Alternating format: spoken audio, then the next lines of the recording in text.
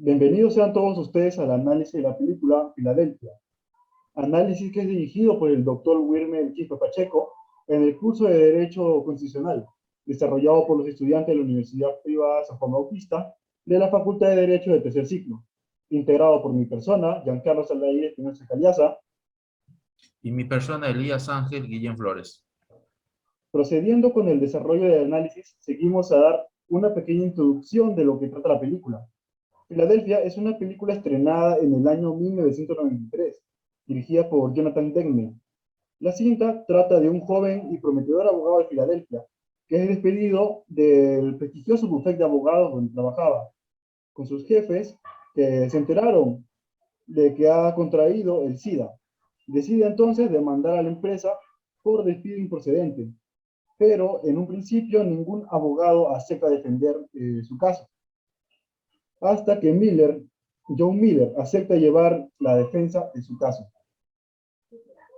Y como actores principales tenemos a Tom Hamm, que está haciendo como el papel de Andrew Beckett, Denzel Washington como Joy Miller, Jason Robards como Charles Wheeler, Charles Napier tiene el papel del juez Lucas Garnett, Roberta Marwer como la jueza Tate, Robert Lingelly es el Walter Kenton y Braden Whitford como James Collins y Ron con el papel de Bob Seyman. Anna Dever Smith está con el papel de Anthea Burton. Mary con el papel de Belinda Connie. Antonio Banderas con el papel de Miguel Álvarez. Y Karen Finlay con el papel de la doctora Hillman. La historia comienza presentándonos a Andrew Beckett, quien fue asignado como socio mayoritario del prestigioso bufete de abogados donde laboraba. Así también fue encargado de representar y llevar el caso más importante de esta junta. En plena celebración, Walter Kenton, quien es uno de los integrantes de este bufete, se percata de una marca característica del SIDA en la frente de Andrew Beckett. Luego de estos sucesos, Andrew trabaja en el desarrollo de la demanda presentada, a lo que al terminar sus amigos se reúnen con él. Seguido de esto, Andrew comienza a sufrir dolores fuertes a causa del SIDA. Consecuentemente, es llevado al hospital donde conocemos a Miguel Álvarez, pareja sentimental de Beckett. Importante punto a detallar es que en el televisor de fondo aparece John Miller, hablando que si una persona sufre daño por un tercero, este deberá pagar con un arreglo monetario. Durante este, llaman a Beckett a decirle que no había registro de la demanda en la que había estado trabajando. Es debido a ello que se dirige a la oficina a buscar el documento. Primeramente, buscando una copia de la oficina del documento. Segundo, en el disquete. Y por último, en el registro de su computadora. Sin éxito alguno, quien encuentra la demanda es Bob Simon en el archivo central. Este llamado archivo central es el sitio donde se guardan los casos que ya fueron archivados. Con un salto de tiempo, Beckett visita la oficina de Miller y le hace conocimiento que tiene SIDA, por el cual Miller se aleja de él y lo mira de forma temerosa, notándose su nerviosismo y miedo debido al contagio del desconocido que tenía la enfermedad. Beckett le dice que el motivo de su visita es que buscaba que lo representara en un juicio contra el bufete de abogados de Charles Wheeler, Walter Kenton y demás, donde había sido despedido alegando que había sido víctima de un sabotaje al desaparecer sin explicación la demanda anteriormente mencionada, por lo cual en una reunión lo despidieron con el sustento que era un abogado incompetente. Es preciso detallar también que en la reunión en la que fue despedido, los compañeros de trabajo de este se alejaron su silla de ellos. Miller, tras conocer los hechos, le preguntó a cuántos abogados había ido, a lo que él les responde que fue con unos 10 abogados. Miller le dice que no ve un caso, no creyéndole, conjunto a ellos, su temor a un contagio por el SIDA, por cual no termina aceptando su caso. Miller, luego del retiro de Beckett, pide a su secretaria que le haga una cita médica, A lo que cuando visita al doctor, le hace la consulta sobre el tema del SIDA, más específicamente sobre el contagio. De esta debido a la interacción que tuvo con Beckett. El doctor les dice que solo se puede contagiar por transfusiones de sangre, semen, secreciones vaginales o relaciones sexuales. Aun cuando esa información Miller no cree y sigue con su miedo. De esta escena partimos a Miller se dirige a su casa con su esposa e hija. En esta escena podemos encontrar la homofobia que presenta Miller, con el comentario y burlas a la comunidad LGBT. Después de estos sucesos, da un salto en el tiempo de 2 semanas, en el cual se encuentran Andrew Beckett y Miller. A comienzo de este, Miller se oculta de Beckett. Durante esto, el bibliotecario se dirige a donde Beckett y hace anuncio que encontró el tema que buscaba referente al SIDA. Las personas a su alrededor comenzaban a mirarlo de una forma ostentosa. Seguido de ello, el bibliotecario le pregunta si no se sentiría más cómodo al leer en una habitación apartada, a lo que responde que no. El bibliotecario, de forma persistente, le pregunta esto debido al miedo de la enfermedad, agobiándolo de esta forma. Al ver este acto discriminatorio, es que Miller se acerca acabando con el estudiamiento de Beckett. Es en ello, referente a este acto, es que Miller le pregunta cómo es que se dieron cuenta en su trabajo, cómo se enteraron de su padecimiento de SIDA, a lo que responde que uno de los abogados se, que tenía como compañero lo descubrió. Dicho compañero fue Walter Kenton.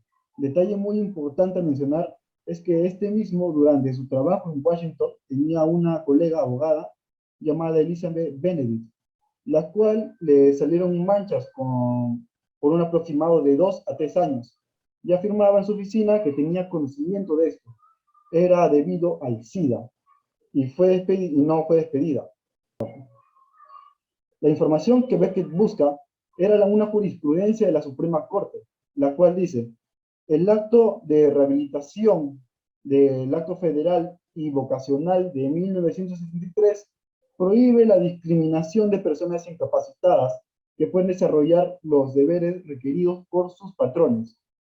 Ello también es contestado en dicho apartado, no menciona específicamente el VIH ni la discriminación por ella. A lo que Andy responde, de que decisiones subsecuentes indican que el SIDA se salvaguarda en desventaja ante la ley, no solo ante las limitaciones físicas que impone, sino porque los prejuicios que la rodean al SIDA provocan una muerte social. Con un salto de tiempo de 6 semanas después de estos acontecimientos en la biblioteca, es que Miller llevó un citatorio a Charles Wheeler. Este acto fue para brindar conocimiento de un proceso legal en su contra. Esto significando que Miller había aceptado ser el abogado defensor de Andrew Beckett.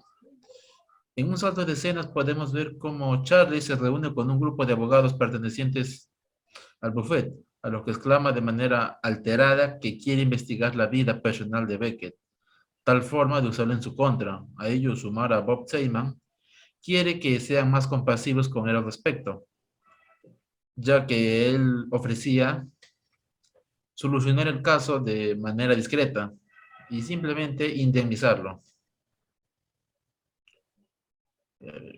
7 meses después llega el día del juicio, en el que Miller expone 4 puntos importantes.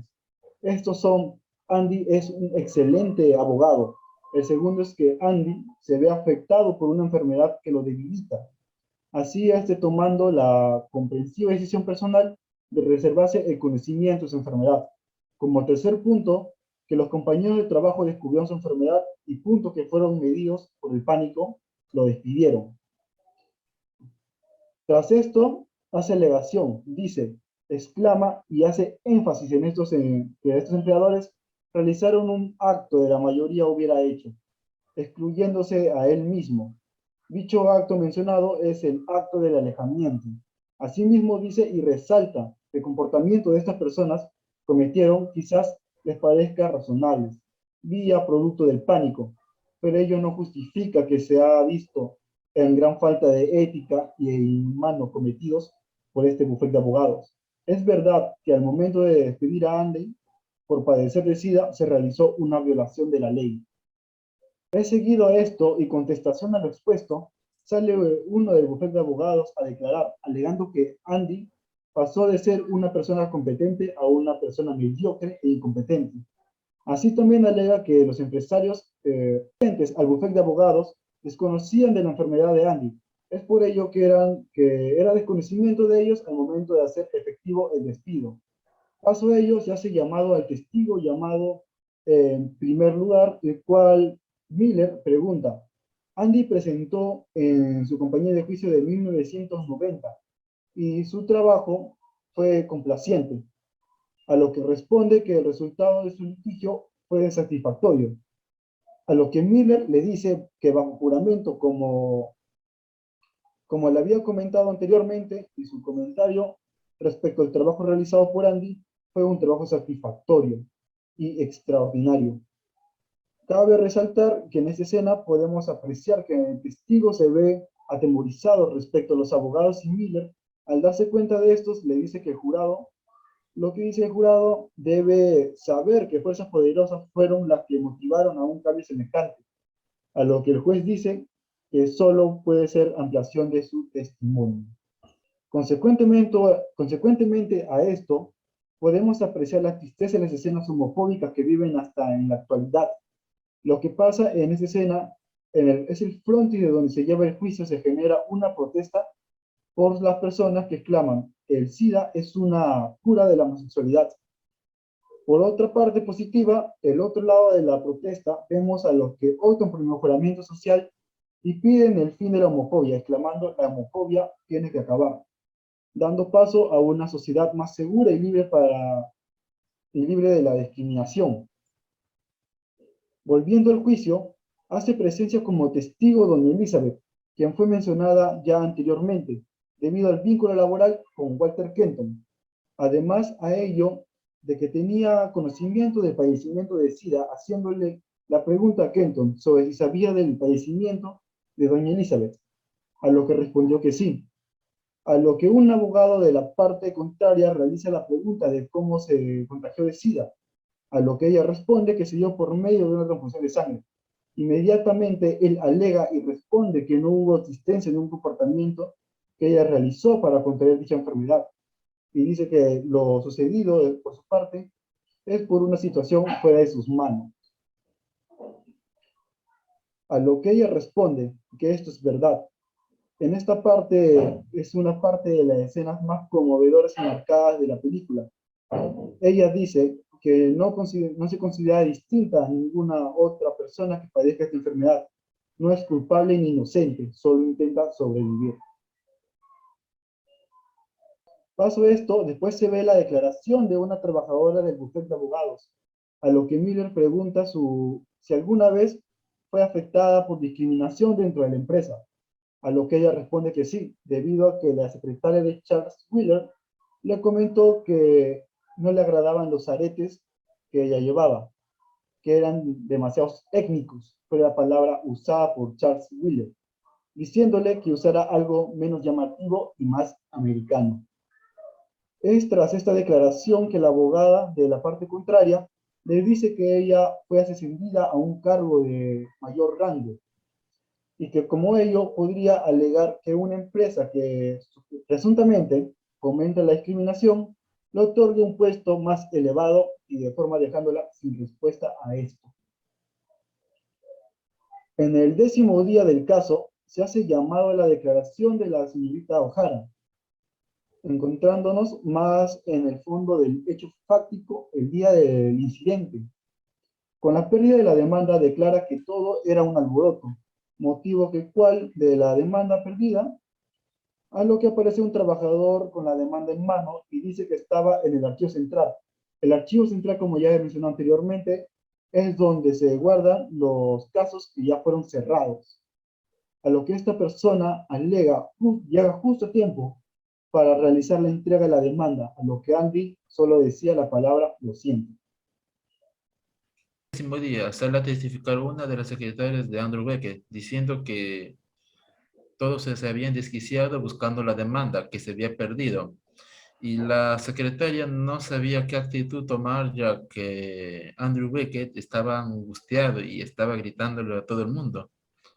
Después de un tiempo, la demanda fue encontrada por Jamie Collins y en el archivo central, donde van los casos ya archivados. De ahí sale a testificar Collins y el abogado Miller le pregunta si Andrew Beckett es el tipo de abogado que pierden los documentos, lo cual niega y le pregunta si para que un abogado parezca incompetente, esta sería la mejor manera de lograrlo, ocultar los documentos y simular que el abogado responsable los perdió, lo cual Collins niega, diciendo que no había motivo, ningún motivo de actuar de esa manera extraña, por saber de la enfermedad de Andrew, diciendo que ya habían abogados que tenían cáncer, leucemia, y que ninguno de ellos se les ha boicoteado. Lo que el abogado le pregunta si tuvo que ver, lo que el abogado más claramente le pregunta si tuvo que ver con el documento desaparecido. La abogada de la parte demandante objeta. Y el abogado corrige su pregunta y le pregunta más directamente si tuvo algo que ver con los documentos perdidos. Y el abogado le pregunta al testigo si es homosexual, lo cual la abogada de la parte demandante objeta y dice que la orientación sexual no tiene nada que ver con el caso. Y el juez le llama la atención al abogado y le pregunta qué es lo que pasa, a lo que el abogado dice que el caso que están llevando no es solo sobre el SIDA, sino también es el odio generalizado hacia los homosexuales. Y cómo ese odio y temor propició el despido de Andrew Beckett. Walter sale a testificar. Uno de los superiores de Andrew le pregunta cuánto tiempo estuvo en alta mar, lo corresponde hasta más a 2 semanas o meses. Y le pregunta si había mujeres a bordo. Responde que no había. El abogado le pregunta si a lo largo de esos viajes, que duran meses, sin mujeres, le preguntó si había algún marinero si ha tenido comportamientos, ese tipo de comportamientos, lo cual responde que sí había uno, que solía pasarse por los pasillos desnudos para molestarlos, lo cual ellos responden que ese tipo de comportamientos afectaba su moral. El abogado le pregunta si sabía que Melissa Benedict, una de las secretarias, tenía SIDA y que trabajó con ella, lo cual responde que ella no quiso ocultarlo. Y el abogado le pregunta si sabe la diferencia entre una magulladura y una lesión. Y dijo que Andrew le dijo que le pegó una pelota y que y que le creyó lo que le dijo. El abogado le pregunta si no evitó tener contacto con Benedict cuando supo que tenía SIDA. Lo cual ella afirma que le tenía repulsión y que le evitaba y que la evitaba. Walter responde que siente simpatía y compasión por personas como Melissa, que estaba infectada con esa enfermedad sin tener culpa alguna. Andrew Beckett sale a testificar. Su abogado le pide que describa las circunstancias en las que se unió a la compañía, lo cual responde que lo reclutaron ya que era la firma más prestigiosa y llena de oportunidades, y que eso lo había impresionado. Y con los empresarios, ya que se impresionó, y con uno de los empresarios se impresionó, fue particularmente con Charles, ya que era el tipo de abogado que quería ser, ya que poseía un conocimiento enciclopédico de la ley y que era un litigante de primera, un líder genuino y tenía un espíritu aventurero. Su abogado le preguntó en los años que se empleó en la firma de abogados que si le mencionó a Charles si es gay, lo que le responde que no, ya que no mezclas tu vida personal con una firma de abogados, pero planeaba decírselos en un futuro. Pero en un club hace 3 años y medio aproximadamente, Charles empezó a contar chistes nada agradables sobre la homosexualidad y a lo cual Becker responde que se sintió aliviado de no decirle que era gay. Y el abogado le pregunta si es un mal abogado, a lo cual responde que él es un excelente abogado y que ama la ley y que le elevas a su excelencia, su práctica. Y lo que me ama más de la ley es que llegas a ser parte de una justicia que se aplica y eso le era emocionante. La abogada de la parte demandada le pregunta si aspiraba a ser el tipo de persona que tiene un espíritu aventurero, lo cual le responde que sí, en su trabajo hay riesgos calculados, que es ineludible. La abogada le pregunta si su médico le recomendó reducir las tensiones y que largas horas de trabajo estresantes podían dañar su sistema y acelerar su enfermedad, lo mencionado que las tensiones afectarían su sistema inmunológico. La abogada le pregunta si visitó un cine llamado El Espejo del Cemental, lo cual responde que solo estuvo ahí 3 veces en su vida, y ya que ahí se miraban películas homosexuales pornográficas. La abogada le pregunta si los hombres en ese cine tenían relaciones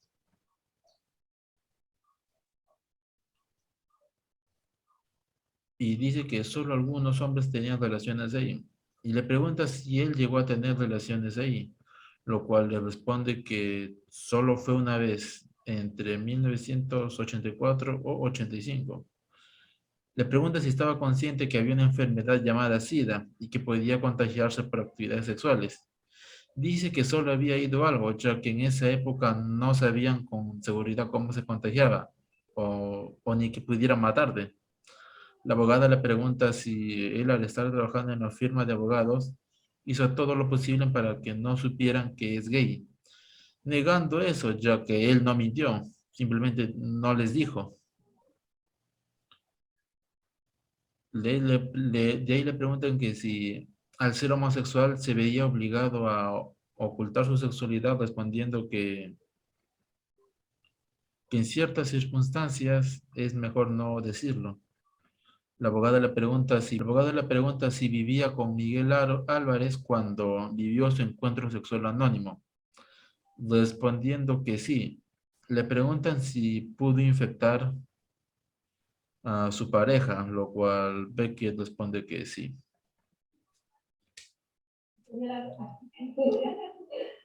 Seguido con el acto de sustentación, metodología y estrategia de la abogada, le preguntan a Beckett si es que tiene alguna marca en el rostro debido al SIDA. Respuesta de este es positiva, a lo que la abogada solicita permiso para poder acercarse al declarante. Sacando un espejo y poniéndola a 1 metro de distancia, le pregunta a Beckett si es que logra notar la marca. Bajo eso, él plantea que cuando fue despedido contaba con 4 lesiones mucho más visibles, pero en base a la pregunta no podía distinguir la marca actual en su rostro. Es consecuentemente a esto que Miller le pregunta a Beckett si es que en alguna otra parte de su cuerpo cuenta con marcas similares a lo que tenía en el rostro al momento en que fue despedido.